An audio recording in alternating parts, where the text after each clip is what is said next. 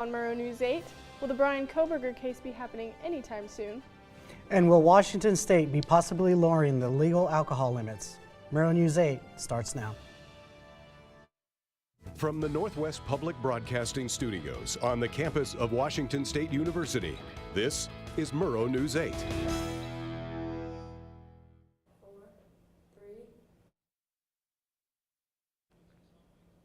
Good evening, I'm Maggie Tullison. And I'm Jose Gutierrez. Welcome to Murrow News 8. Brian Kohberger, the man accused of murdering 4 University of Idaho students in November of 2022, appeared in Latah County Court on Friday. Judge John Judge heard motions to dismiss the grand jury indictment against Kohberger during the hearing, as well as a motion to appeal the indictment to the Idaho State Supreme Court. Both of these motions were ultimately denied. The majority of the day was spent trying to schedule Kohberger's trial, and it was determined that it may not happen until the summer of 2025, but no trial date was set. The Whitman County vote by mail ballots are causing some confusion with an expiration date of November 7, 2023 on the envelopes. The envelopes were sent out for school levy measures in Whitman County. Auditor Sandy Jamison decided to reuse envelopes from last fall's general election to save taxpayers money. Reusing the envelopes will save taxpayers about $6,000. Jamison says sending in the envelopes with the expired dates will not affect the current election. The state of Washington is voting tomorrow on lowering the alcohol driving limit. Legislation is trying to reduce the maximum allowable blood alcohol concentration for drivers from 0.08% to 0.05%. If enacted, Washington would join Utah with the toughest standard in the nation.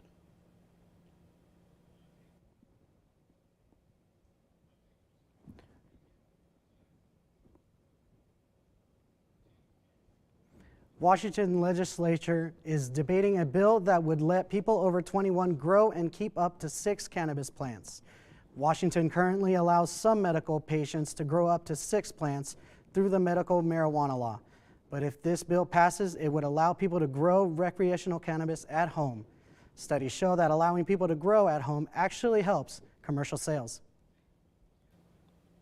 A new roundabout is on the horizon for Colfax. The Washington State Department of Transportation has decided on a reconstruction project for U.S. Highway 195 and State Route 26 on the north end of Colfax near the Chevron. The project plans to improve the area south of the intersection as well as the 2 bridges over the Palouse River. The project will cost $13 million and is set to begin in the summer of 2025 and be completed by the end of 2027. The agency will host an open house for the public on Wednesday at 4:30 p.m. in Colfax. A fire in Princeton, Idaho killed 1 person and injured another.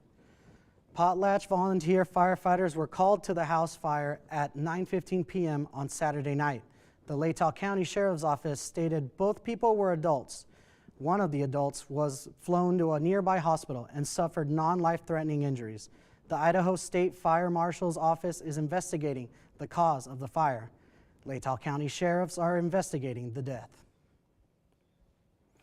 A Washingtonian man charged with more than 20 swatting calls in the U.S. and Canada pled guilty on Thursday. According to U.S. Attorney Tessa M. Gorman, Ashton Garcia pled guilty to 2 counts of extortion and 2 counts of threats and hoax regarding explosives. Swatting is an internet prank where someone calls 911 and reports a fake emergency, usually resulting in the SWAT team being dispatched. Garcia remains in custody at the Federal Detention Center at SeaTac. WSU will be giving out a free training to students. And we will find out what the weather will be like the next few days right after the break.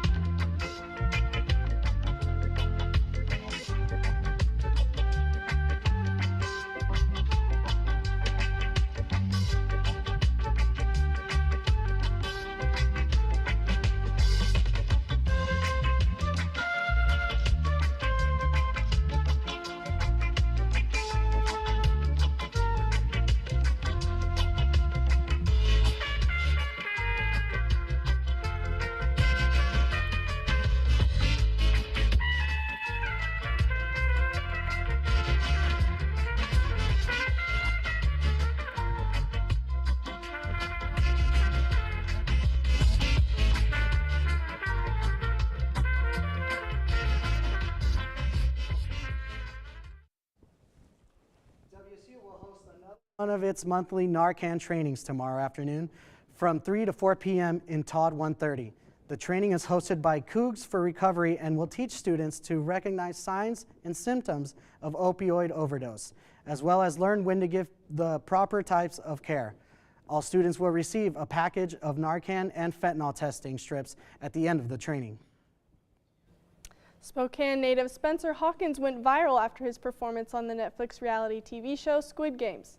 Hawkins, player 299, was pressured to take the short end of the stick by 3 other players in the mini game that decided how hard the second round would be, not only for himself, but for a long line of contestants that happened to decide to stand behind him in line. Ultimately, his decision led him to miss out on $4 million. Now, it's getting pretty warm out today. Josie, what can we look at for the rest of the week? Well, for the rest of the week, it honestly is going to stay about the same. Today we're seeing a high of 55 according to the National Weather Service, but my iPhone said 57 and I'm kind of going to lean with that one because it is really, really nice out. We're going to have a low of 39. There's a slight breeze with 11 miles per hour of wind, but really it's a beautiful day. Tonight we're going to have a sunset around 4:47, which is also 45 more minutes than we had last Friday when we had a sunset of 4:01. So today honestly has been a phenomenal day of weather, and that's kind of what tomorrow is going to be like as well. Tomorrow we're going to have a high of 52. It's still going to be sunny. There's going to be some clouds, but really it's going to be about the same with a low of 38 and the same type of wind temperature of 13 miles per hour. And sunset again around 4:49.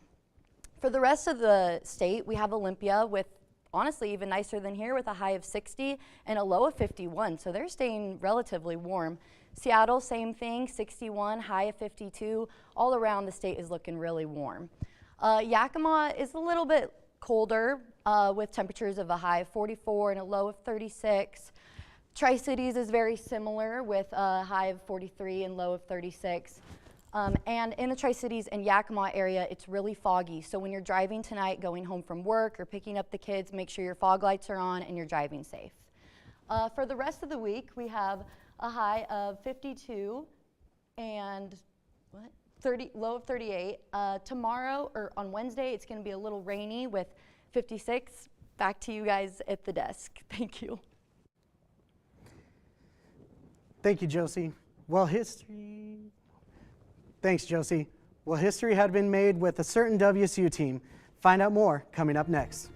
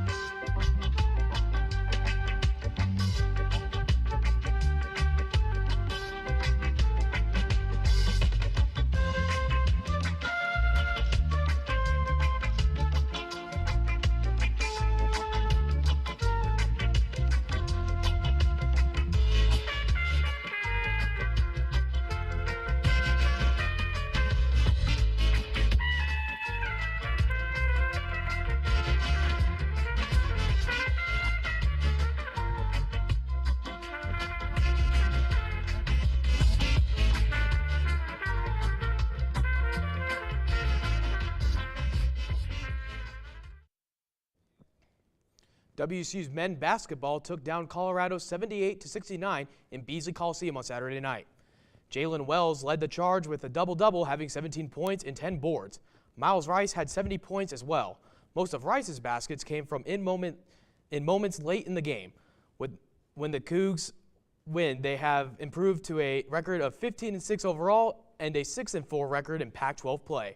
With Rice's recent stellar play, he has earned himself his 4th Pac-12 Freshman of the Week honor this season. Rice has earned the weekly award back-to-back times at the beginning of December, followed by a 3rd honor earlier in January. The WSU women's basketball team took down the number 2 team in the country, UCLA, in a historic 85-82 upset. Bella Mercatete led the team with 20 points and 7 boards. Tara Walk finished with 14 points, 12 of those points coming from the free throw line. This would be the main factor of the Cougs winning. With this win, it marks the highest ranked victory in program history. Here's what Cammie Etheridge had to say about the big win.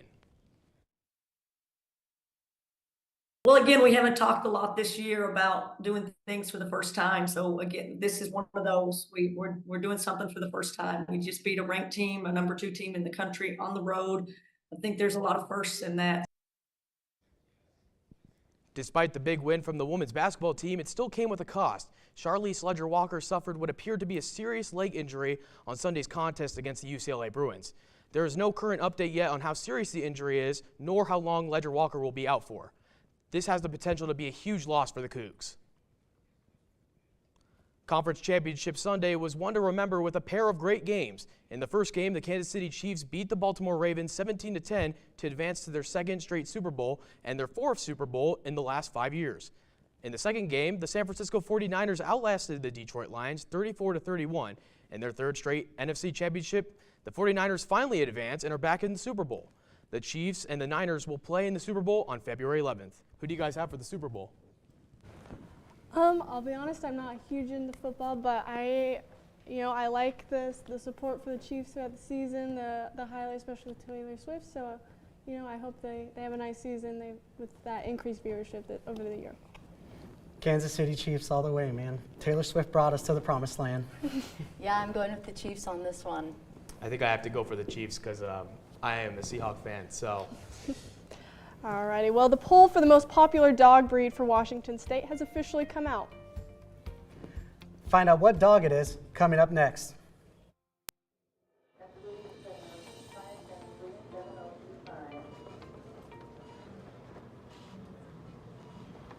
It's okay to be scared. You don't have to be so strong.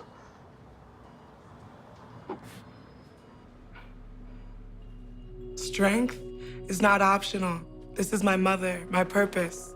Real muscle is lifting her spirits between bedpans and bad news from doctors that doubt her strength.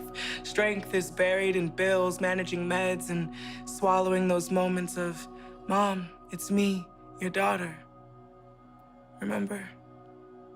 My strength is super, but I'm still human, right? Look who's here. There she is.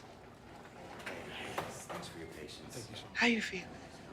If you're caring for a loved one, visit aarp.org/caregiving for care guides and community, or call 1-877-333-5885. A new Washington poll came out saying that the majority of dog owners in Washington State have a Chihuahua. Now, I'll be honest, I'm a little surprised. I was not expecting Chihuahua to be at the top.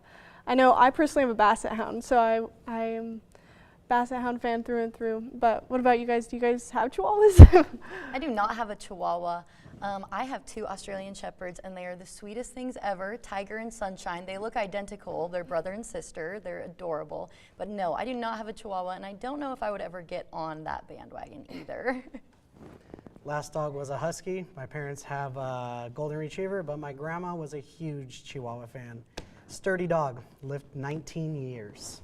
Wow. Yeah, for me, I've lived in a household that only gets bulldogs, so I don't know where this Chihuahua news came from. I'm a little surprised as well, just not really sure with that, but.